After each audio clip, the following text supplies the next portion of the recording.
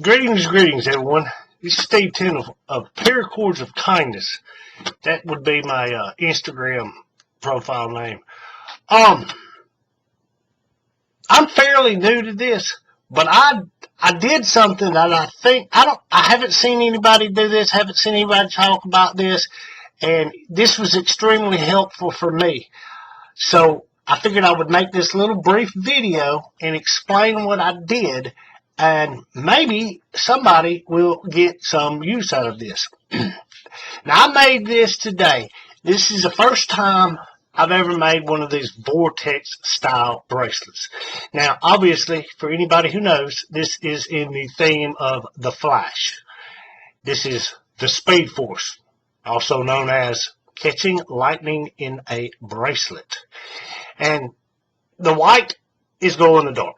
But anyway, if any of you have ever made one of these, the few tutorials that I watched, they said that, they explain the fact that as you're doing the cobra knots, it twists around the core strands. And, they suggested when you have it on your jig to take it off and to flip it over and put it back on the jig.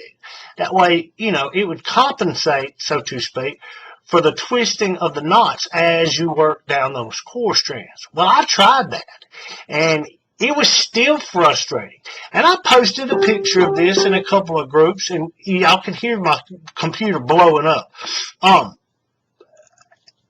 lot of people have, in, I don't know, the 15 or 20 minutes that I posted this thing, I've had a lot of people make remarks about this is a very frustrating weave. Hey, and I agree. It was and it is. Like any weave, for me anyway, I don't know about everybody else, but I know for me, when I first time doing one, never done it before, try something new, the first couple of repetitions always are loose, they don't look right, and by the time I get down to about the 4th, 5th, 6th repetition, I've got it wired. I figured out how to pull it, make it tight, you know what I'm saying, to take up all the slack. So normally what I do is I go back and unweave it. Well, I had to do that 2 or 3 times on this one. And like I said, I had it on my jig.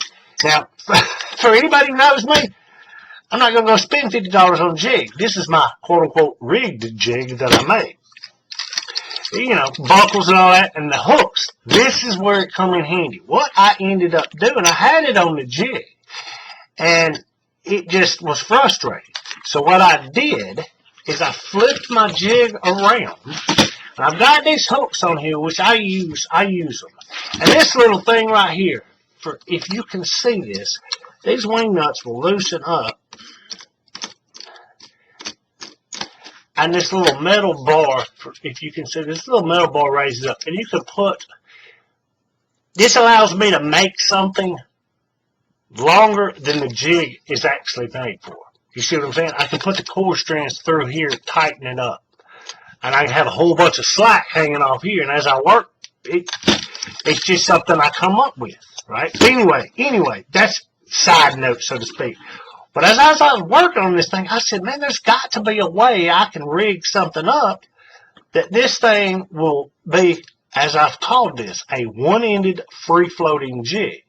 So what I basically did is, I know a lot of us, we have these little lobster clamps, and it's got a 360 swivel, right?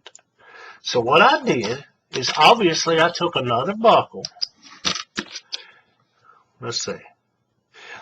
This was where I started.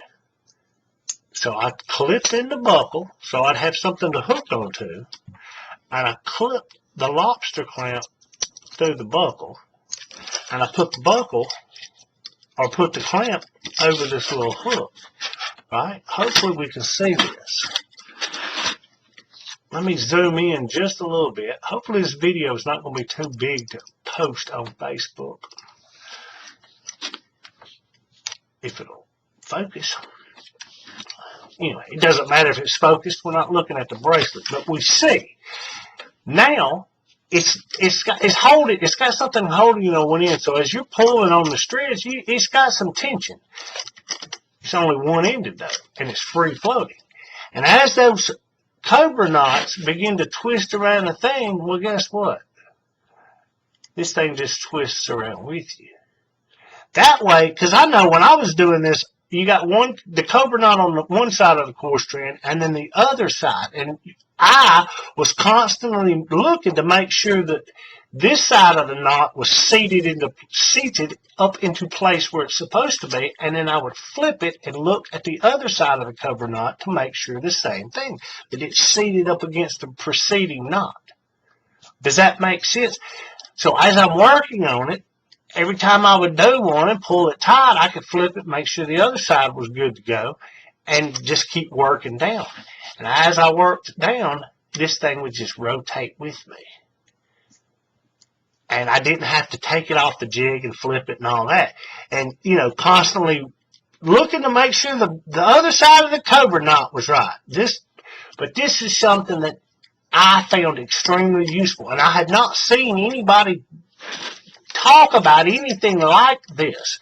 And I figured this might be something that would be useful to the community. Take the idea, modify it, use it, do whatever you want with it. Give me credit, don't give me credit, I don't care. It's just something helpful, use it.